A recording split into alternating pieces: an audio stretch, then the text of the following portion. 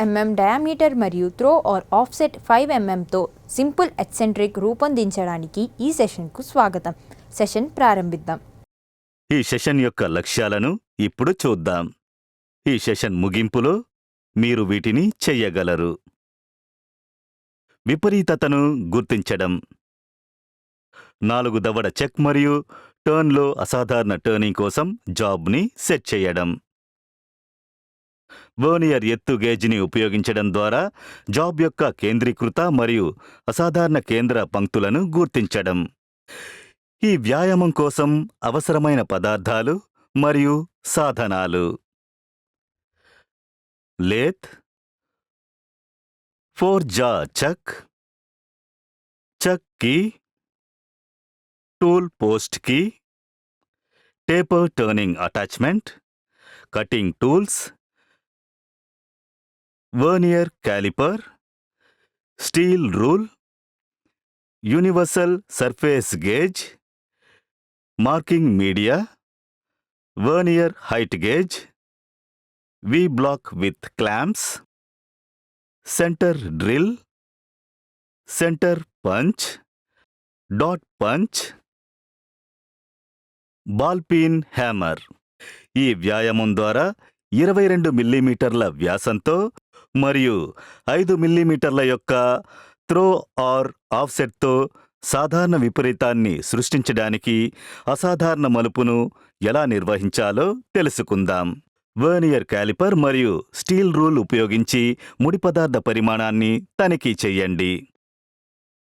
చక్కీ సహాయంతో స్వతంత్ర 4 దవడ చెక్లో జాబ్ని మౌంట్ చెయ్యండి.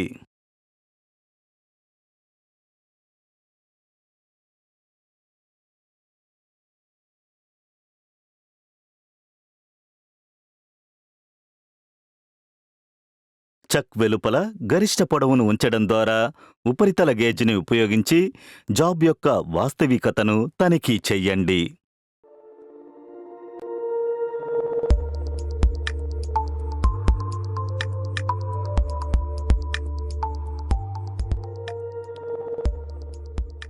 జాబ్ యొక్క ఒక చివరను ఎదుర్కోండి.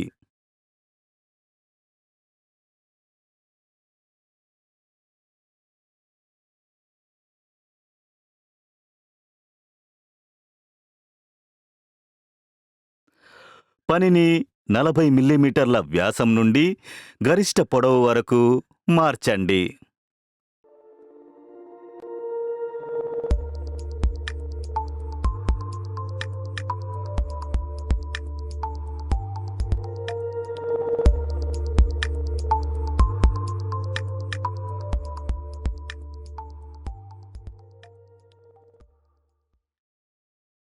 వర్క్ పీస్ని అన్క్లాంప్ చేసి దాన్ని రివర్స్ చేయడం ద్వారా మళ్ళీ బిగింపు చెయ్యండి మరియు వర్క్ పీస్ యొక్క సత్యాన్ని మళ్ళీ తనిఖీ చెయ్యండి.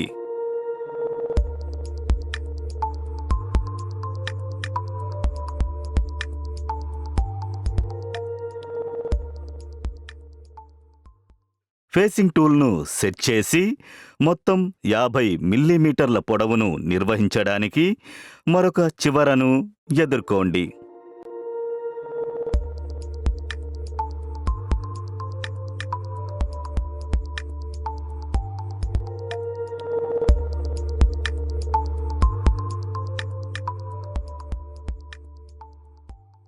డయామీటర్ను 40 మిల్లీమీటర్స్కు రెడ్యూస్ చేసి చెక్ నుండి జాబ్ని తీసివేయండి.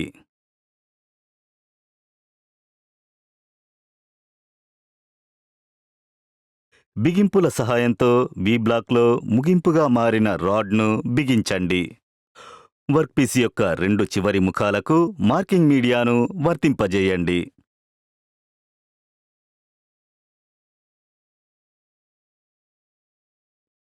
వర్క్పీస్ మధ్యలో గుర్తించడానికి ఎత్తు గేజ్ని పొడవుకు సర్దుబాటు చేయండి.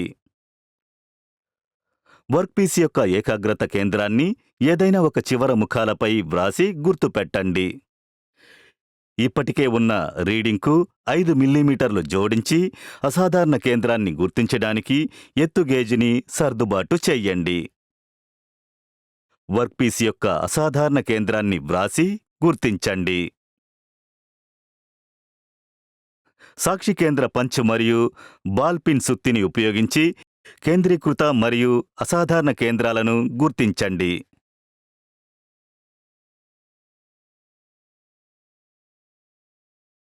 డివైడర్ని ఉపయోగించి 22 మిల్లీమీటర్ల వ్యాసం కలిగిన గైడ్ సర్కిల్ని అసాధారణ కేంద్రంతో కేంద్ర బిందువుగా రాయండి.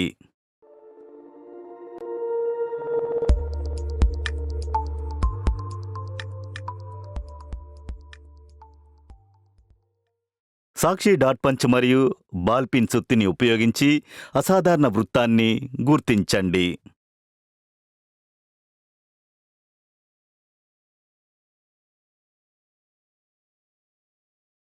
మారిన వ్యాసంపై 4 దవడ స్వతంత్ర చెక్లో జాబ్ని పట్టుకోండి.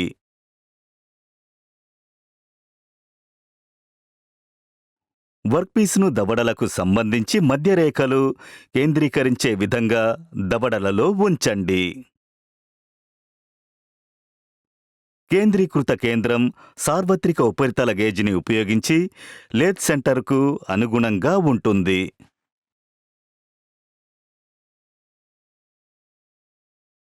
ఒక దవడను తెరిచి వ్యతిరేక దవడను బిగించండి. తద్వారా పని యొక్క కేంద్రం కదులుతుంది.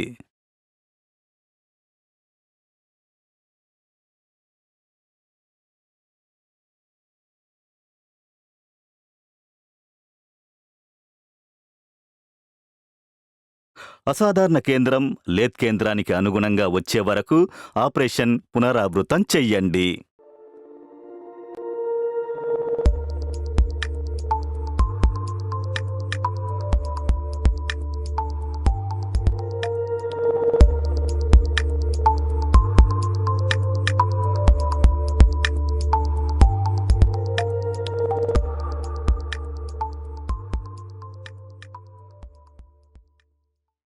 ఉపరితల గేజ్ సహాయంతో 22 మిల్లీమీటర్ల వ్యాసం కలిగిన అసాధారణ వృత్తాన్ని సూచిస్తూ వర్క్పీస్ యొక్క సత్యతను తనిఖీ చెయ్యండి.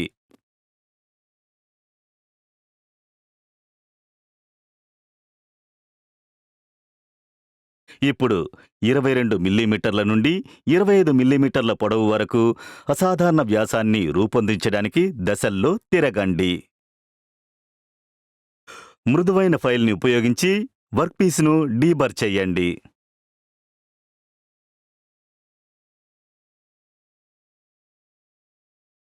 వర్క్పీస్ను అన్క్లాంప్ చెయ్యండి మరియు దృశ్యమానంగా తనిఖీ చెయ్యండి.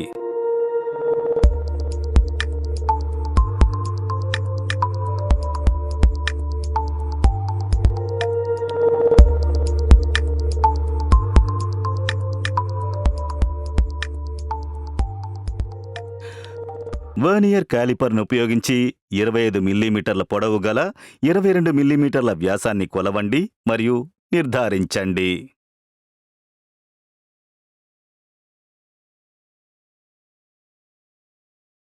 వర్నియర్ క్యాలిపర్ను ఉపయోగించి 25 మిల్లీమీటర్ల పొడవు యొక్క 40 మిల్లీమీటర్ల వ్యాసాన్ని కొలవండి మరియు నిర్ధారించండి.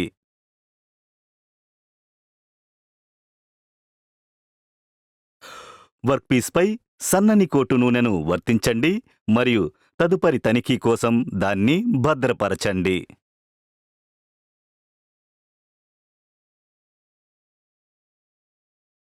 మనమిప్పటివరకు నేర్చుకున్నది రీక్యాప్ చేద్దాం. విపరీతతను గుర్తించడం,